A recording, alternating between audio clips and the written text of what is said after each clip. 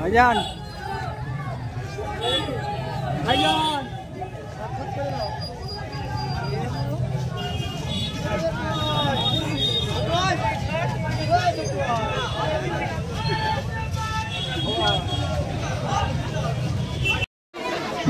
ঠিক করে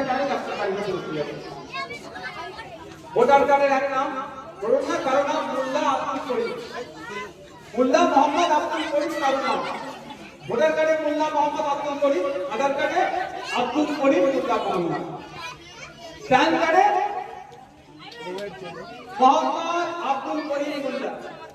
মানে যত রকম কাগজ তত রকম না, ভুল বলছে, কাগজ ঠিক থাকলেও বানান ভুল। এইগুলো যারা বেশি চিন্তা করছে মুসলিম সম্প্রদায়ের মানুষেরা, তাদেরকে বলে এই নামের বানানগুলো ঠিক করুন। আপনাদের জানিয়ে রাখি, মায়েরা এখানে বেশি আছে, মায়েরা একটু বেশি চিন্তিত হয়ে যায়, তাই মায়েদের বলবো আপনারা চিন্তা করবেন না। আপনার এই ছোট ভাইটা আছে নাকি, আপনার ছেলে বেঁচে আছে নাকি, দেশ থেকে তাড়িয়ে দেবো এনআরসি করে, তখন শওকত মোল্লার লিডার মমতা ব্যানার্জি সুপ্রিম কোর্টে মামলা করতে যায়নি। আপনাদেরকে দেশ থেকে না তাড়াতে পারে দেশের নাগরিক, আপনার অধিকার দেশে থাকার, আপনাকে কেউ বিদেশি নাম দিতে পারে। এই নওশাদ সিদ্দিকী, আব্বাস সিদ্দিকী ছোট ভাই সুপ্রিম কোর্টে আপনাদের জন্য মামলা করেছে।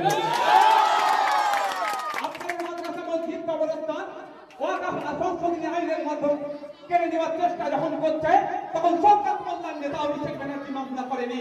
সেই সময় এই মাদ্রাসা মসজিদ কবরস্থানকে বাঁচানোর জন্য সুপ্রিম কোর্টে এই নওশাদ সিদ্দিকী, আব্বাস সিদ্দিকীর ছোট ভাই আইএসএফের চেয়ারম্যান আপনাদের বিধায়ক আপনাদের মাদ্রাসা মসজিদ বাঁচানোর জন্য সুপ্রিম কোর্টে গিয়েছে। মায়েদের বলবো, বাচ্চাদের বলবো, চিন্তা করবেন না, বিতর্ক হবেন না। আপনাদের নামের বানান টানান যেগুলো যা আছে সেগুলো ঠিক করুন। অনেক সময় প্যান কার্ড, আধার কার্ডের নামের বানান চেক করতে গেলে এমএলএ সই লাগছে, আপনারা নির্দ্বিধায় কোথায় যাবেন, আমার এমএলএ অফিসে যাবেন, বা আপনারা এখানে যারা বুঝে আইএসএফের নেতৃত্বরা আছে তাদের হাতে দুটো কাগজ তুলে দেবেন। সে যেটা ঠিক করতে হবে, স্ট্যাম্প মারতে হবে, সেই কাগজটা আপনার আধার কার্ড একটা বা ভোটার কার্ডের একটা জেরক্স দেবেন। কেন বলছি বলুন, এরা আমার একটা যদি ভুল পেয়ে চাই, আপনারা কি করবেন? আপনাদের কথা মনে করা নেই, কেউ এখানকার নাগরিক নয়। কদিন আগে বাংলাদেশের নাগরিক একটা সরকার আমাদের এলাকা থেকে পেল, হয়তো এরকম নিয়ে রেখে দিয়েছে ভোটার ভোটার করা বলে, তো বিশ্বাস আছে নাকি? তো ওই একটা ওপার থেকে নিয়েছে, ওপার থেকে নিয়েছে আমাদের ছেলেদের বললো বাবু এই কাগজটা সই করিয়ে নিয়ে আর আমাদের ছেলেরা কাজ করে দেওয়ার জন্য রেডি। আপনার বাড়িতে আপনার নাগরিকত্বের কাগজ আছে, আপনি কিন্তু ভয় পেয়ে যাচ্ছেন। এমন কি আপনি 1992 সালে ভোট দেন, মা তুমি তোমার ভোটে দিচ্ছি, আপনি কেউ আপনার মা করতে, তাহলে ওনার তো দেখতে গেলে দেখা যাবে 1965 সালে ভোট দিয়েছে।